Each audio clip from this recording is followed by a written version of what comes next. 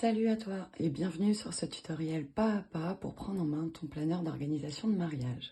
Tu as dû recevoir à la fin de ton règlement un email qui t'indique ta commande avec ta facturation, qui te permet d'afficher ta commande, mais également directement depuis le site web, dès lors que tu as terminé le règlement, cette page s'affiche et te permet de télécharger immédiatement ton planeur. Dans les deux cas, il y a les liens. On va passer par celui-ci, faire Download Now. On te propose de télécharger donc un fichier zip, c'est-à-dire un fichier qui a été compressé. Il faut donc faire une nouvelle manipulation, un nouveau clic pour autoriser le téléchargement. Tu peux le voir ici, la barre de progression avance et tu vas pouvoir l'afficher juste dans un instant.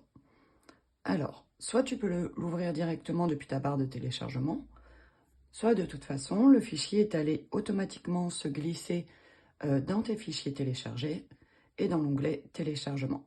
Planner Nude, stickers naturels, ici.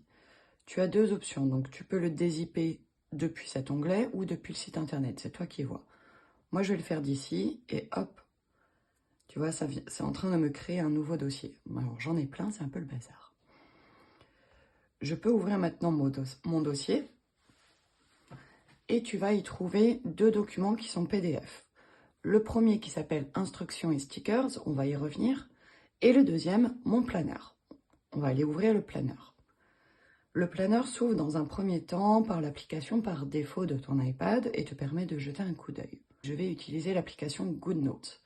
Donc, je veux maintenant importer ce planeur sur GoodNotes, mon application de notes préférée. Je vais donc aller ici choisir le bouton pour partager ce document et aller sélectionner GoodNotes. Importer dans GoodNotes. Je te recommande de cliquer sur « Importer dans un nouveau document » qui te permet bien d'avoir le planeur simplement comme un fichier. Maintenant, tu es donc sur GoodNotes avec ton planeur. Tu as deux modes. Le mode lecteur qui te permet de naviguer dans ton planeur et de cliquer sur les liens, de revenir au menu, cliquer sur les liens hypertextes, etc. Ce mode-là ne te permet pas d'écrire sur le planeur. Tu peux changer ce mode en haut à droite ici pour passer en mode éditeur. Et le mode éditeur, en revanche, lui, permet de griffonner, de gribouiller et tout ce dont tu as besoin, mais les liens ne sont plus cliquables. Donc fais bien attention à ça quand tu utiliseras ton planeur. Maintenant, dans le mode éditeur, je vais te faire un petit tour rapide des fonctionnalités qui sont présentes sur GoodNotes, mais qui sont présentes dans la majorité des applications de prise de notes. Les stylos. Alors, stylo à billes, stylo à plumes, stylo pinceau, tu peux choisir l'épaisseur de ta mine, etc. Et bien sûr, la couleur de ton crayon. Ça te permet de faire des notes comme sur du papier. Juste après, ici, tu as la gomme qui, pareil, te propose trois différents types de tailles de gomme pour effacer ce que tu viens de faire. Juste après, tu as le surligneur. Toujours pareil, tu peux choisir la couleur de ton surligneur. Tu peux choisir l'épaisseur de ton stylet. Et hop. Et simplement surligner tout ce qui t'intéresse. Ensuite, les petites formes géométriques, c'est pratique pour que l'application détecte une forme parfaite. Exemple, je vais faire un rond à la main levée et en maintenant quelques secondes, il va être beaucoup plus joli. Ou un carré par exemple. Hop, voilà. Ensuite, tu as l'outil stylet qui va être hyper important et qui te permet de sélectionner des choses que tu as ajoutées sur le planeur et de les modifier, de les bouger, d'en faire des captures d'écran, de les redimensionner, de travailler sur les éléments que tu as ajoutés. Alors, à noter, tu ne peux pas modifier le document directement comme cela. Ça modifiera uniquement ce que tu es venu ajouter, par exemple du texte ou des images. Après, tu as l'onglet Stickers qui va te permettre, on y reviendra, d'ajouter et de passer dans ton planeur des stickers. Voilà. Puis le petit onglet Images qui te permet de naviguer dans les photos qui sont présentes sur ton iPad et de les importer dans ton document. Et enfin, tu as l'onglet Texte qui est l'un de mes préférés, où tu peux bien sûr modifier la police, la taille, la couleur, etc., qui te permet cette fois-ci d'écrire à main levée et de transformer cette écriture en écriture typo. Fonctionnalité très intéressante, tu as ces 4 petits carrés qui vont te permettre de sélectionner et réorganiser tes pages, mais surtout de les dupliquer. Je pense notamment à ta recherche de prestataire. On va prendre celui-ci pour exemple. Je t'ai mis une page d'exemple pour la recherche de tes lieux et une page vierge où tu vas pouvoir indiquer tes recherches de prestataires, photographes, DJ, fleuristes, etc. Cette page-là, notamment, va être intéressante à dupliquer. Donc là, tu te rends dans les 4 petits carrés et tu vois juste en bas, il y a une petite coche, une petite flèche qui te permet de la dupliquer. Voilà, et maintenant tu as 2 pages de prestataires. L'autre bouton qui va être intéressant pour toi, ça va être le bouton de partage, qui va te permettre d'exporter la page ou de l'imprimer, par exemple pour la transmettre en pièce jointe à tes prestataires de mariage. Tu vas exporter cette page pour la joindre à ta prestataire et en un clic, par exemple, l'envoyer par email.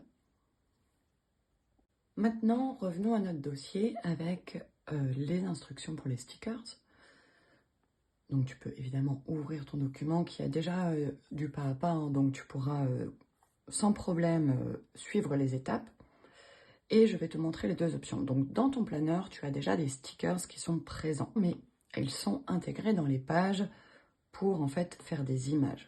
Tu dois donc retourner dans ton fichier et ouvrir le lien que j'ai joint, qui est un Google Drive simple, qui te permet d'accéder aux images en format PNG, c'est-à-dire avec un fond, un arrière-plan, si tu préfères, transparent.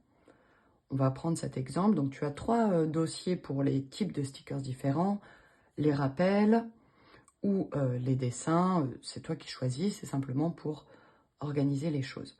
On va prendre les stickers notes et rappels. Et tout simplement ici, tu le vois, donc ils sont en format PNG.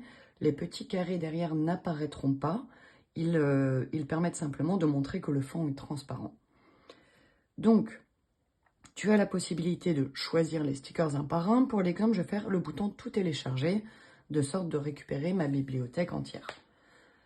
Comme tout à l'heure, c'est un format zip, ça se télécharge, je valide et je vais pouvoir aller ouvrir mon dossier avec mes téléchargements. Donc j'ai mon dossier qui est ouvert, je vais retourner dans GoodNotes et je vais aller dans l'onglet Stickers pour créer cette bibliothèque avec tous ces stickers-là. Donc, tu as des petites bibliothèques ici et tu peux ajouter une nouvelle en faisant le petit plus.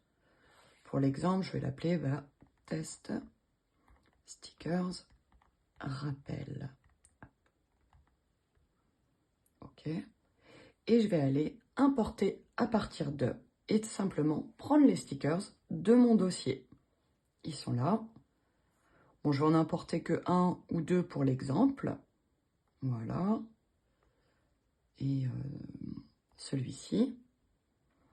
Et je fais créer la collection pour la valider. Hop. Je vais aller sur une autre page pour que ça soit plus parlant. Voilà.